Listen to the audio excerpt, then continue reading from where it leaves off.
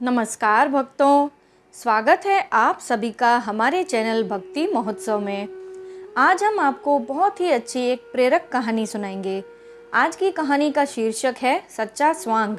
तो चलिए शुरू करते हैं कहानी।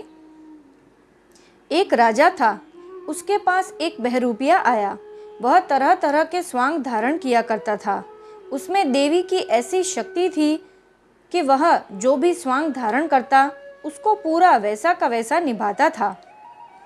उसमें वह कहीं चूकता नहीं था। राजा ने कहा कि तुम एक विरक्त त्यागी महात्मा का स्वांग लाओ। बहरूपिये ने स्वीकार कर लिया। वह कुछ दिनों तक गुप्त रूप से रहा। जब दाढ़ी बढ़ गई तो वह साधु का स्वांग लेकर शहर में आया। वह सबके साथ संत की तरह ही बर्ताव करता, किसी से न राग रखता और न ही द्वेष। भिक्षा में जो भी मिल जाए उसी में संतोष करता। लोगों को खूब अच्छी अच्छी बातें सुनाता। शहर में हल्ला मच गया कि बड़े विरक्त त्यागी महात्मा आए हैं। राजा ने मंत्री को भेजा कि जाकर देखो वह बहरूपिया है या कोई और संत है। मंत्री ने जाकर देखा तो पहचान लिया कि यह तो वही बहरूपिया है। राजा ने घोषणा की कि हम संत के दर्शन करने को जाएंगे। राजा ने एक थाल में बहुत सी अशर्फियां भर ली और भेंट पूजा का सामान लेकर बड़े ठाट बाट से वहां गया। मंत्री तथा अन्य लोग भी साथ में थे। लोग कहने लगे कि ऐसे संत के दर्शन करने के लिए खुद राजा आए हैं। राजा उसके पास गया और अशर्फियों से भरा थाल उसके सामने रखा। संत ने अशर्फी तथा रुपया, कपड़ा आदि कुछ भी नहीं लिया और शिव शिव कहते हुए उठकर वहां से चल दिया।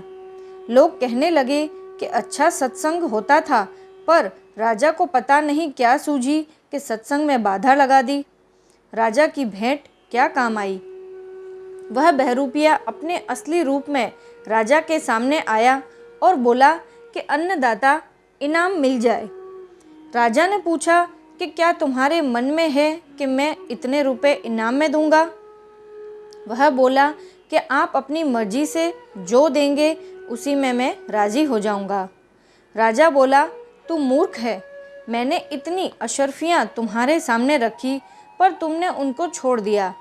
वह बोला, अन्नदाता, मैंने साधु का स्वांग लिया था, फिर मैं वह कैसे कर सकता था जिससे साधु के स्वांग को बट्टा लग जाए। अगर मैं रुपयों पर मोहित हो जाता तो मेरा स्वांग बिगड़ जाता और भगवती माता भी नाराज हो जाती। राजा बहुत प्रसन्न हुआ कि यह बात तो ठीक कहता है। राजा ने उसको बहुत सारा इनाम दिया। एक दिन राजा ने बहरूपिये से कहा कि तुम सिंह का स्वांग लाओ। वह बोला कि अन्नदाता, मैं स्वांग पूरा करता हूँ, उसमें चूकता नहीं हूँ, इसलिए आप मेरे से सिंह के स्वांग के लिए न कहें, यह स्वांग खतरनाक है। राजा ने कहा कि हम तो सिंह का स्वांग ही देखना चाहते हैं। बहरूपिये ने कहा, अगर कोई नुकसान हो जाए तो पहले ही मेरा गुनाह माफ़ कर दें, नहीं तो कोई दूसरा स्वांग लाने की आज्ञा दें। राजा ने कहा, हम पहले से ही तुम्हारा गुनाह माफ़ करते हैं, तुम सिंह का स्वांग ले आओ। बहरूपिया सिंह की खाल पहनकर सिंह अवलोकन करता हुआ इधर उधर देखता हुआ आया। वह आकर सिंह की तरह बैठ गया। राजा का लड़का वहाँ खेल रहा था। वह खेलते खेलते वहाँ आया और सिंह बने हुए बहरूपियों को पीछे से लकड़ी मार दी। सिंह ने दहाड़ लगाते हुए चट से उस लड़के को मार दिया।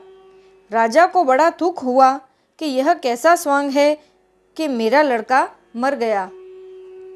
दूसरे दिन बहरूपिया रोता रोता आया और बोला, अन्नदाता, आप क्षमा करें, मैंने पहले ही कह दिया था कि ऐसा खतरनाक स्वांग मेरे से मत मंगाओ।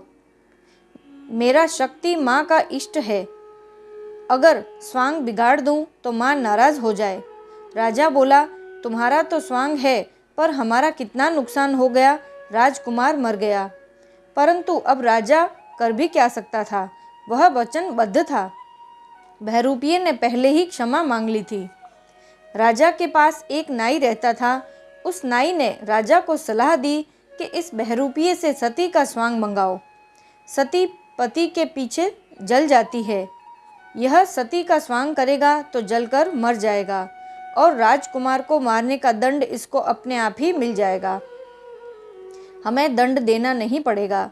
राजा ने बहरूपिये को बुलाकर कहा कि भाई तुम सती का स्वांग लाओ। वह बोला कि ठीक है अन्नदाता, ले आऊँगा। शहर में एक लावारिस मुर्दा पड़ा हुआ था। उसको देखकर बहरूपिये ने सती का स्वांग बनाया। 16 श्रृंगार करके ढोल आदि बजाते हुए वह मार्ग से चला। लोगों ने देखा कि कोई स्त्री सती होने जा रही है। राजा के पास समाचार पहुंचा तो मंत्री से पता लगाने को कहा। मंत्री ने पता लगाया कि यह वही बहरूपिया है। राजा ने अपने आदमियों को भेजा कि इसको अच्छी तरह से जलाना, जिससे यह बच न जाए। नदी के किनारे शमशान घाट था। लोगों ने वहां बहुत ज़्यादा लकड़ियां इकट्ठी कर दी।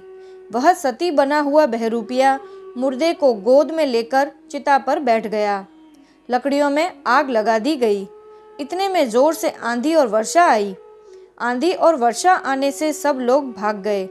घर का कोई आदमी हो तो ठहरे, घर का तो कोई था ही नहीं। वर्षा से आग बुझ गई और नदी में वेग आने से लकड़ियां बह गई। वह बहरूपिया लकड़ियों के ऊपर बैठा रहा और तैरता हुआ किनारे जा लगा। देवी का इष्ट होने से उसके प्राण बच गए। कुछ महीने बीत गए तो वह बहरूपिया राजा के पास आया और बोला कि अन्नदाता, इनाम मिल जाए। राजा उसको देखकर चकरा गया और बोला, अरे तू तो जलकर मर गया था ना। वह बोला, मर तो गया था, पर शक्ति माँ की कृपा से पीछे आ गया हूँ। राजा बोला, क्या तू हमारे बाप दादा परदादा से मिला? वह बोला, हाँ अन्नदाता, सबसे मिलकर आया हूँ। राजा बोला, उनका समाचार क्या लाया है? बहरूपिया बोला, समाचार तो खुशी का है, पर उन सबकी हजामत और नाखून बहुत बड़े हुए हैं, इसलिए उन्होंने घर के नाई को बुलाया है। राजा बोला, नाई वहाँ कैसे जाएगा? बहरूपिया बोला, जैसे बाप दादा गए मैं गया ऐसे ही जाएगा, क्योंकि जाने का रास्ता तो एक ही है। नाई ने सुना तो सोचा कि अब मेरी मौत आई। राजा की आज्ञा हो जाए तो फिर कौन रक्षा करने वाला है। नाई जाकर बहरूपिये के पैर पड़ा कि तू किसी तरह मेरे को बचा, मेरा घर बर्बाद हो जाएगा, घर में कोई कमाने वाला नहीं है। बहरूपिया बोला कि सती का स्वांग लाने के लिए तूने ही राजा को सलाह दी थी, अब तू भी जा। नाई बहुत गिड़गिड़ाया और बहरूपिये ने कहा कि अच्छी बात है, मेरा तुमसे कोई वैर तो नहीं है।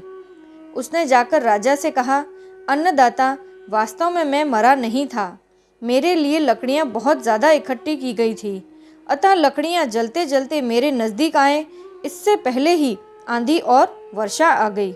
लोग भाग गए और माँ की कृपा से मैं बच गया। मैंने सती का स्वांग किया तो जलने से मैं डरता नहीं हूँ। आप जो भी स्वांग कहेंगे मैं वैसा का वैसा स्वांग लाऊंगा, स्वांग नहीं बिगाड़ूंगा। पीछे आप जो इनाम दें मैं प्रसन्नतापूर्वक ले लूँगा। तात्पर्य यह है कि मनुष्य को अपना स्वांग नहीं बिगाड़ना चाहिए। पिता का, माँ का, पुत्र का, भाई का, बहन का, बेटी का, सास का, बहू का जो भी स्वांग धारण किया है उसको ठीक तरह से निभाना चाहिए। जो अपने कर्तव्य का ठीक पालन करता है उस पर भगवान कृपा करते हैं। भक्तों, आशा करते हैं आज की यह प्रेरक कहानी सुनकर आपको बड़ा ही आनंद आया होगा। ऐसी ही और कहानियाँ सुनने के लिए हमारे साथ हमारे चैनल पर जुड़े रहें और हमारे चैनल को लाइक, शेयर और सब्सक्राइब ज़रूर से करें।